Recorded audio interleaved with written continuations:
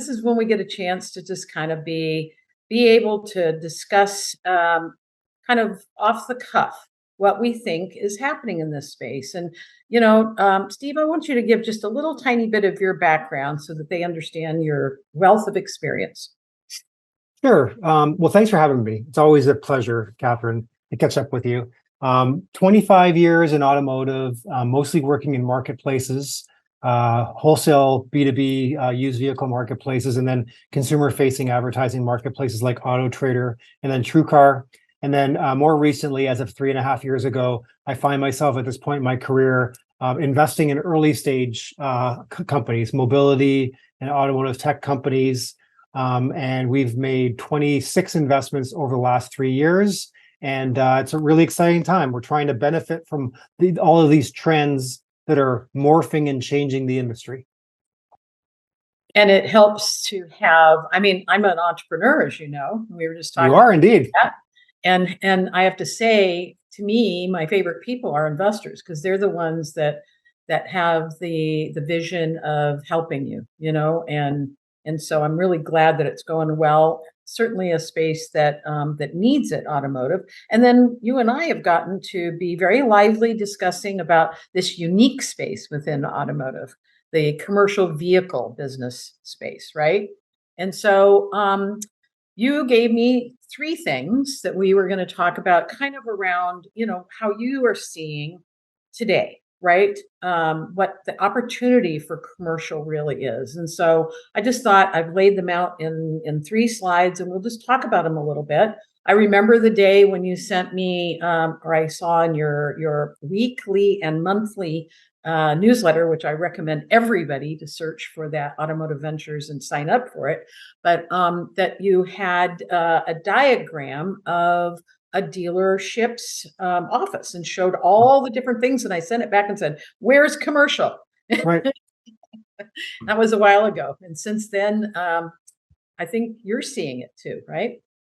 Yeah, I think that just practically, there's a lot of change coming to franchise dealers, and while they've been more profitable than ever the last 3 years through COVID, now they're starting to come back down to earth from a profitability standpoint, and saying, "Hey, some of these trends may impact me negatively from a profitability standpoint, be it either the automakers owning more of the consumer experience and selling directly, whether it's EVs having longer service intervals." So individual EVs might not come into the service bays as often, so I might not be as busy. And a good way to sort of like spread your bets, diversify, and hedge is to embrace commercial. Commercial, as you know, Kathryn, better than anyone, is a great profitable business line that more and more franchise dealers are investing in and embracing. And I think that the dealers that have been on the forefront of that have been very, very successful.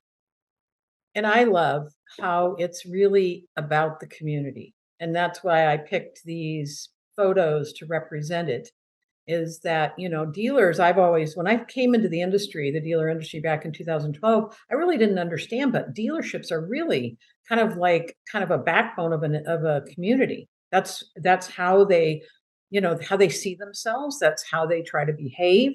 And when you think about it, the small and medium businesses are really the ones that drive that economy. So it's a win-win for everybody to start focusing on that. Yeah, and those communities also, is a captive base of customers, small, medium businesses that need commercial vehicles. Then it's a flywheel effect where they go to the dealer to fulfill their needs for commercial vehicles, whether new or used. Yeah, in fact, I won't say the OEM, but I had some data a while ago that where they did research, and they saw that for every medium duty truck that was bought, that same entity or group bought 7 other vehicles, and that could be Wow. personal vehicles, from the owners or from the employees or whatever. It doesn't have to be more business vehicles, right? So. Yeah, I think I appreciate that this is something that you've recognized and that you see it across the whole space. And I love that you noticed this too, right? Because this was a press release out, a couple weeks ago or maybe a month ago? Yeah, And that's exactly right. Yeah, I mean, and we've seen the success that Ford's had with their commercial division. And, in this environment where the EV divisions of these legacy automakers are not profitable and may not be profitable anytime soon, thank goodness they've got these profitable commercial divisions. And I think Stellantis realizes that too. And they're formalizing the structure around their commercial division.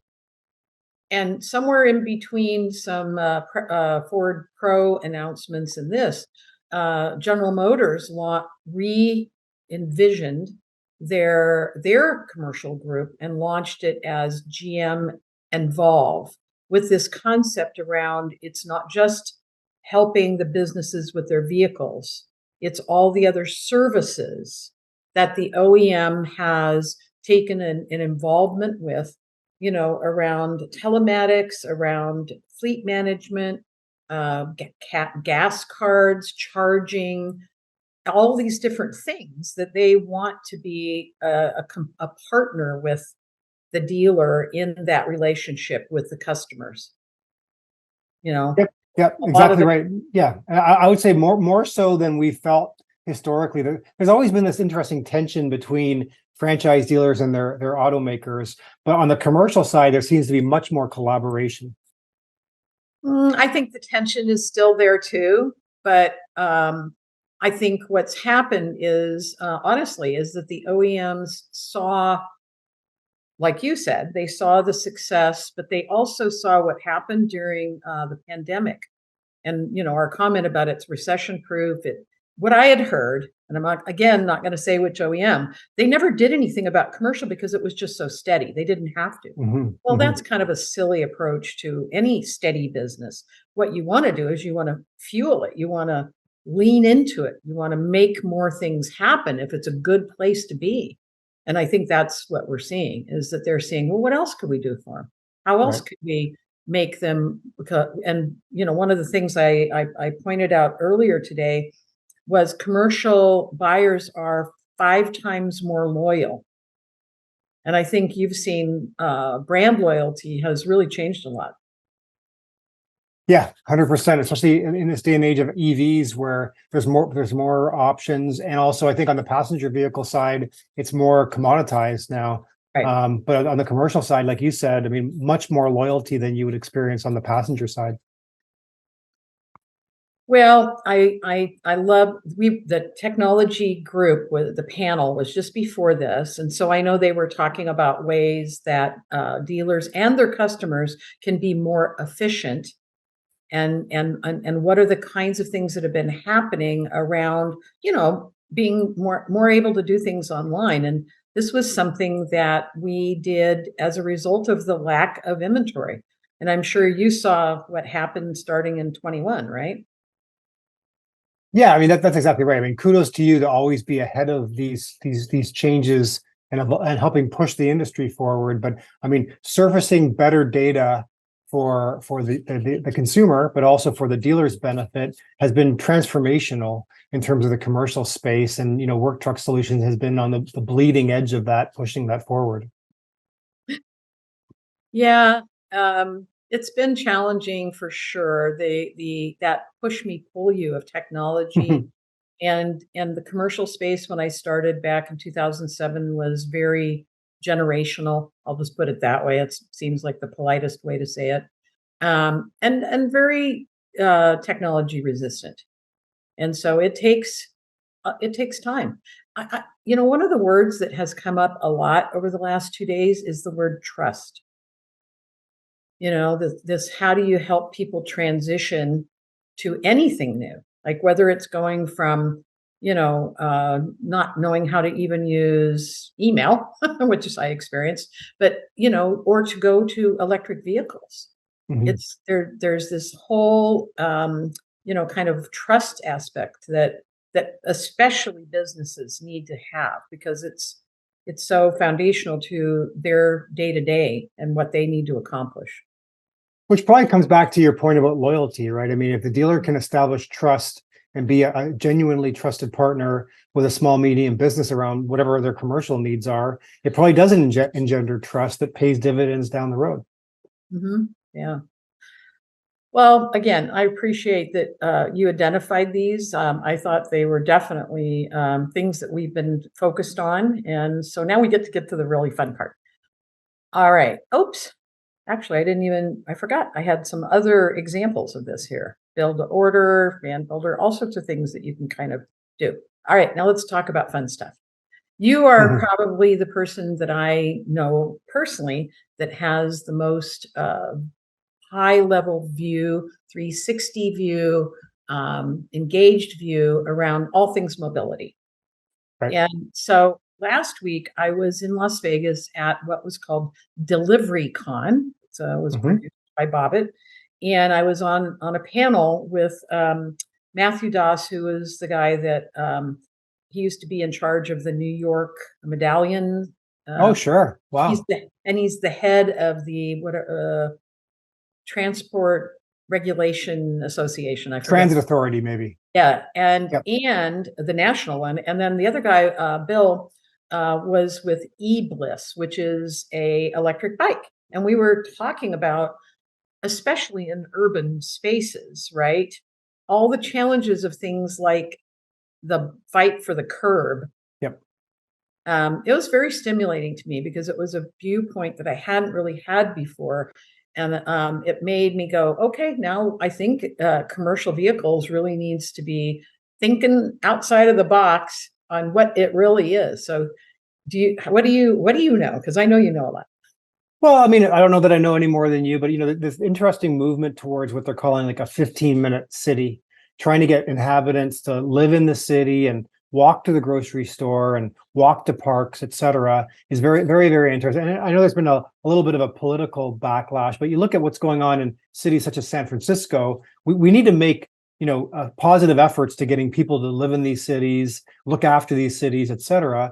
And I think part of that's going to be the dedicated lanes you could for bikes, and I think you're going to see them in some cases block off streets entirely for pedestrians and smaller vehicles, electric vehicles and manual vehicles. And I think like you've got these illustrations here.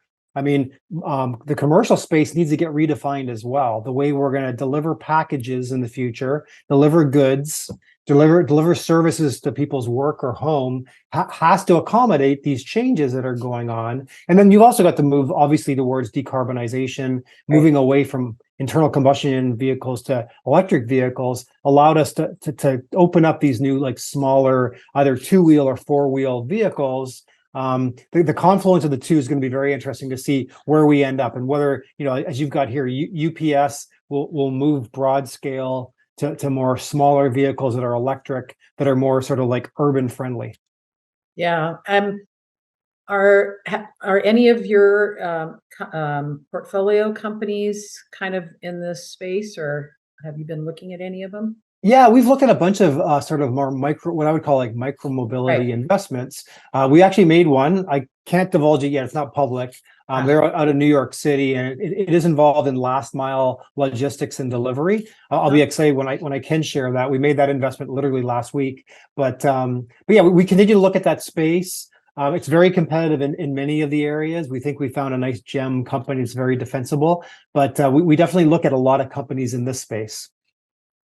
I think, like you said, thinking differently, trying to think through. I think we both kind of agree, though, that people aren't going to go back.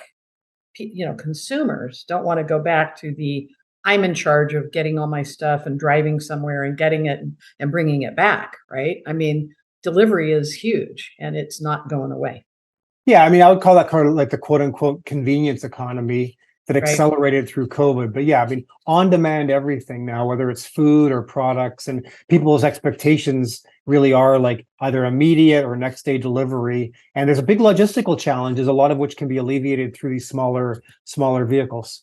Well, let's extend that and say, what are other ways? Because, to be convenient, how many drivers do we need to have driving little vehicles, right? I Right. mean, and so in my looking at this, I found, wow, there's a lot that's already going on right now. I personally had been kind of tracking things in the what I would call off-road space. So ag Mhm. is one of my favorite Yep. categories. Mining, there's areas where autonomous was like a no-brainer. It's like Yep. you go from here and you go from here and you're, boop, boop, boop, right? But there's a lot going on in this. What have you seen? Yeah, I think in terms of like on-road commercial, I think we'll see a few things. There'll be sort of platooning, as they call it. Mhm. For long haul routes, you'll have a platoon of multiple large Class 8 vehicles. There might be a driver in the first cab, but not necessarily the others, because they're following. And it's almost like a train, right, driving down the road, and a lot of experimentation and investment going into that area. We've got a lot of like, mid-mile and last mile investment that's going on too. And then, equally interesting is the term teleoperations, where you've got a remote operator who the vehicle might be autonomous, but when it gets confused, as they sometimes do, a human can step in and remotely operate the vehicle as needed. You're seeing some of this pop up in cities like Las Vegas, for example, where you may in the future hop into a taxi where there isn't a driver, but there's a teleoperator that can step in if needed to actually override the controls if the car gets confused. Yeah, it's interesting. I read a lot of the trials ways and Uber and all of that kind of stuff. And, since I live in California, sadly, I'm just going to say that in passing, watching what happened in San Francisco, where people were messing Right. the autonomous vehicles with cones and stuff like Yeah. that. I'm like, Yeah. okay, people is our biggest problem, right? They often are. Yes, they often are. So, some of the things that have been discussed is actual dedicated roads. I don't know where that is right now. I saw the other day a picture of I know one of my favorites too are roads or parking areas where they charge. The road Right. itself charges the Yep. vehicle. And of course we all, have charged our phone on some kind of an induction thing, so it's kind of okay, maybe, but I also know that I don't want to live under a transmission tower. So Right. what does that all look like? Anything in that area that you'd like to have fun Yeah, with? the induction thing is very interesting, right? One for just passenger vehicles, you park at home, and rather than plugging in, you may have a pad on your garage floor. And Mhm. then obviously, same thing for garbage trucks, school buses, et cetera, that park in the same place every night. They can come back and park and get charged. But more interesting, as you said, is like embedding this induction technology in the roads. So if Right. you had dedicated, HOV sort of lanes for heavier vehicles that can charge as they drive, there's a lot of innovation going on right now. It's very expensive, but Yeah. you don't need to have that over the entire distance, only for portions. And while that vehicle is over that portion of road, it's actually drawing a charge from something that's embedded under the asphalt or concrete. Yeah, it's going to be very interesting. Jim brought up today in Jim Press in his fireside chat today about, compared what's going on right now to being the one standing there watching Orville and Wilbur, Right. Yeah. Yeah. because who would have even been able to imagine Right. a 777? Like, Yep. who could have even imagined that then? That's right. Yeah, exactly right. Well, okay, speaking of flying, this is one that I really have a lot of mental fun with, and I had fun finding these. And oh my God, there's a lot of stuff going on. So the very first pizza delivery, it was Domino's back in 2016 in New Zealand. They were two pizzas, and one was a peri peri chicken, and the other was cranberry something else. I'm like, okay, cool. And then, of course, Walmart is doing it, and Yep. Amazon. And this. What's really funny is I found this, but they literally just had a big press release about their test in College Station, Texas, that they're Mhm. doing, where they're guaranteeing a 2-hour delivery for any kind of pharmaceuticals. It's really interesting. Yeah, very much so. For small packages, this makes a lot of sense intuitively, especially like you said. I mean, if someone needs medication in a very short time frame or is willing to pay for, almost real-time delivery, these things can be dispatched from relatively close locations. They aren't emitting. It'll keep more roads off or trucks off the road. And it's interesting, but both Amazon and Walmart have spent a ton of money in innovation in this space. So this is coming. The biggest challenge is going to be like where the packages get dropped off, because you don't want them just parachuting these things onto your front lawn. So we're going to have to build out safe receptacles for these drones to drop off the packages and then get allocated to the right people, et cetera. But you're going to see much more of this, I think, in the short term. Yeah, I think, some of the images of, kind of the ideas that I saw early on was like a truck drives out to an area, parks, and 10 drones take off to deliver things, and then they all come back and land on the truck again. I Right. remembered that one and I thought, okay, that kind of makes sense, like maybe. I've seen, like we were looking at that little kind of neuro in the last Yep. slide, which Sure. is Sure. delivery one, that there's things like that go to a place, and there's on the sidewalk there's like a little set of kind of cubbies, Right. lockable cubbies where things get unloaded there and then people come and get it, Right. right? And of course, back to your thought around the 15-minute urban life, people used to do that. They'd walk down to the post office and they pick up their mail, and what's wrong with making people go for a 15-minute walk every day? I mean, I think that would be good. I think so. You have fitter people out there. Yeah. So it's definitely very, very different, though, based upon whether or not it's urban or rural and, kind of suburban in the middle. Today we heard a lot of different product fuel ideas. So we heard from somebody that, has been in the biofuel and what's been going on there. We heard from yesterday, we heard from somebody with propane gas for use. And, Mhm. in the rural areas, some of these make so much sense, and they are, especially propane, it really gets you to a much lower, emissions. Uh, and so I'm just hoping that as we all try to transition, we all recognize that there's many paths to the place that we need to go, Right. and that we're not saying, oh, this is the only way, because especially in the commercial space, we learn early on that there's so many different use cases. You can't just have one solution, right? Totally agreed. 100%. Yeah. Well, one of the things that I really want, and you've seen this actually in a couple of presentations when we've been at the same event, that I have this couple of slides here that are kind of like my big picture idea, and it's Mhm. this concept that the vehicle life cycle, right? So we talk about new being $170 billion industry, used being $160 billion annually in the commercial space, but and we talked today about it being 80% of our GDP, right? Supports is supported by commercial vehicles. But let's talk a minute about this, the whole ecosystem, right? So I'm going to bring up my favorite slide, which is this lovely example of Yep. all the things that are totally unique when you look at commercial. So Mhm. all of these things happen in the automotive space. You've been around them, all of them, your whole life. You've Yep. seen them on retail, and as well as anybody else, that each one of them is very, very different.